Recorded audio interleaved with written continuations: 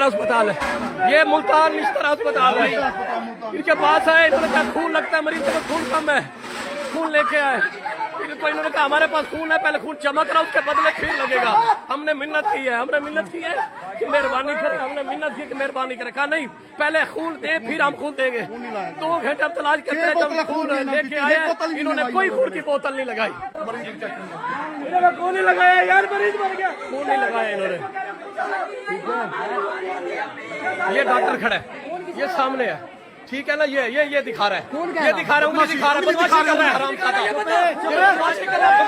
ये वीडियो देखिए आपने। अब हर तस्वीर के 2 रुख होते हैं। चले कुछ हकाइक के ऊपर बात करते हैं। अब मैं खुद चूंकि मुल्तान से बिलोंग करता हूँ और मेरा भी कई दफा इमरजेंसी में वास्ता पड़ा है निश्तर हॉस्पिटल में। तो जब भी आप निश्तर हॉस्पिटल में जाते हैं तो सबसे पहले आपको 2 बेड मिलते हैं इमरजेंसी के अंदर। एक तो वो है जहाँ आपको इनिशियल ट्रीटमेंट दिया जाता है, यानी अगर आपके सर फट गया या हल्का फुल्का कुछ ऐसे क्रिटिकल सिचुएशन होती है तो उसमें आप जाते हैं, वहाँ पे वो आपको इनिशियल ट्रीटमेंट करते हैं, उसके बाद वहीं से आपको घर भेज देते हैं। लेकिन इसके आगे एक और भी होता है जिसमें स्पेसिफिकली औरतों और मर्दों का अलग अलग एक स्पेसिफिक इमरजेंसी रूम होता है, जहाँ पर आपको प्रॉपर अगर आपकी सिचुएशन या आपके मरीज की सिचुएशन ज्यादा क्रिटिकल है तो वो वहां पे एडमिट कर लेते हैं। और वहां पर जितनी बार मैं गया हूं, मुझे कम से कम भी 5 से 6 डॉक्टर वहां पर नजर आए हैं, जिनमें कुछ हाउस ऑफिसर्स होते हैं और कुछ उनमें सीनियर जो कंसल्टेंट्स होते हैं वो भी वहां पे अवेलेबल होते हैं। अब अगर आपको इमरजेंसी की सिचुएशन बताऊं तो एक इमरजेंसी में कम बेश 5 से 6 बेड होते हैं फीमेल साइड पे, और इसी तरह से 5 से 6 बेड होते हैं मेल साइड के ऊपर। और वही एक डॉक्टर होता है जो सीनियर कंसल्टेंट, उसी को एक एक पेशेंट को 1 बाय 1 देखना भी है। फिर साथ उसके पास जो स्टाफ होता है जिसमें हाउस ऑफिसर्स भी शामिल है, इसके अलावा जैसे नर्स वगैरह हो गए, वो सारे उनके साथ कोऑपरेट कर रहे होते हैं। जैसे जैसे डॉक्टर प्रिस्क्राइब कर रहे हैं, डॉक्टर का काम होता है जस्ट एक दफा देखना, इनिशियल डायग्नोसिस करना, जो उसको समझ आए उसके अकॉर्डिंग आपको उसकी तजवीज दे देना। अब ये जो